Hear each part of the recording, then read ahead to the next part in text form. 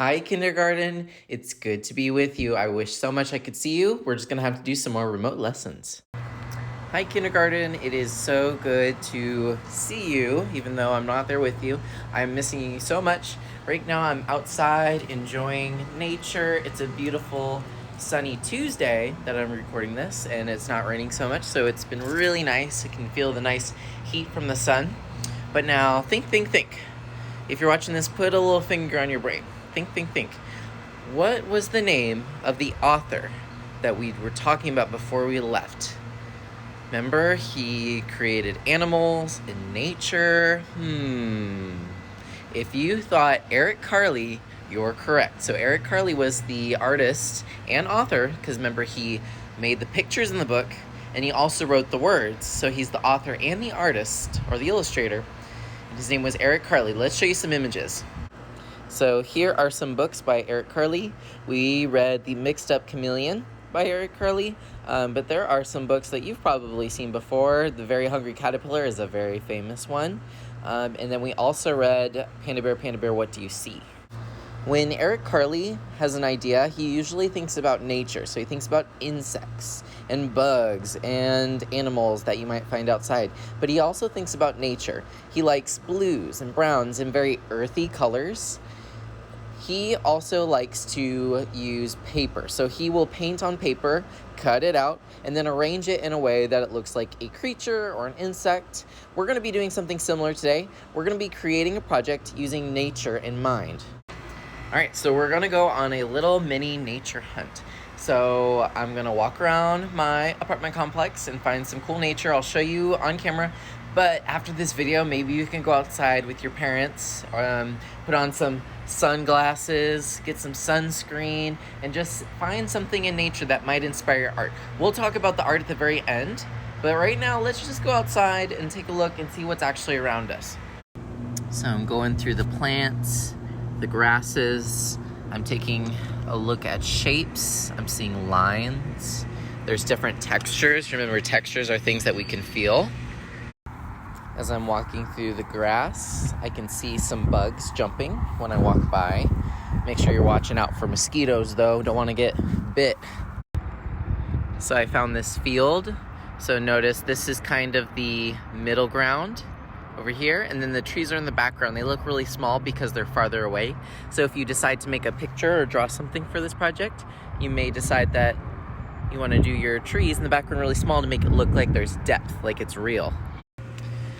So this is one of my fake flowers. This isn't real, but I think it'll make a good teaching opportunity because I can talk about overlapping. That's what this project is going to really focus on, if you decide to draw, is overlapping. So notice when I move things around, there's just more underneath it.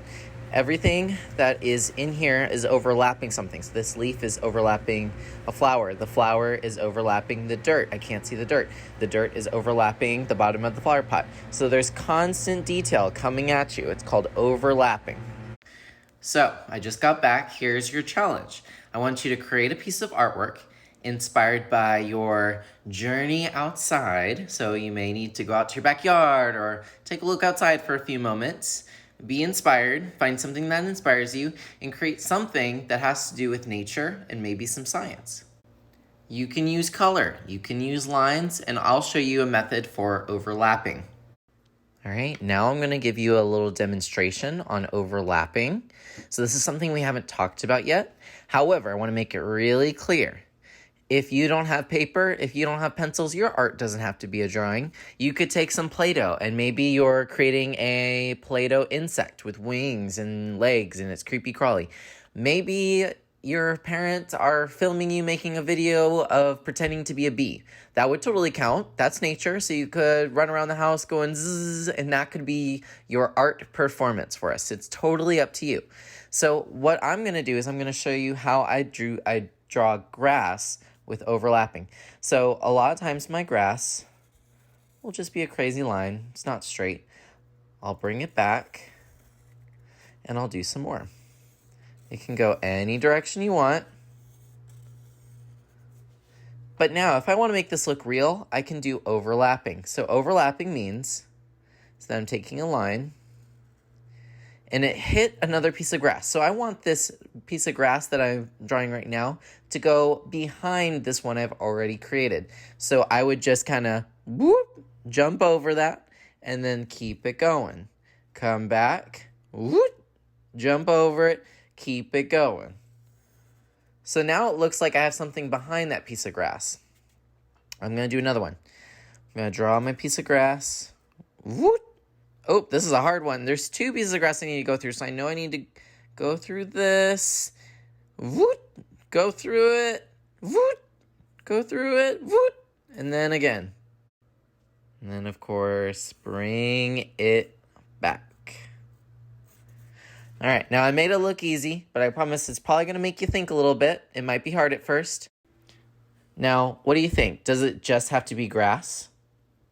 No, it could be a little bug. Could be a little bug, little friend for you. A little creepy crawly walking on the grass. Could there be flowers? Absolutely. Like I said, this does not have to be pencil. It could be crayon. It could be markers. But I got some feedback from some of my parents, and some of them are telling me that they just have the pencil, and that's okay. So I'm going to start out with pencil. I could add color to this. And remember, we talked about things in the back. So remember the background? Maybe there's some clouds really far away. Or maybe the sun is out that day. And that could be your background. And that'll give it a little bit more depth. Now I can imagine things far away and things right in front of us. It's kind of like I was hanging out in the grass and I'm looking really up close, but I can still see the sky. So however you want to do it, it's totally up to you. There's going to be a link in that blue document that you open to find this link where you can submit a photo. I love seeing the photo. Now you don't have to. You can just submit the assignment and I know that you did it. But if you want to, attach that photo so I can see it and then tell you how great it is when we get back. All right, guys, have a great day, and I'm so excited to see your cool creations, whatever they might be.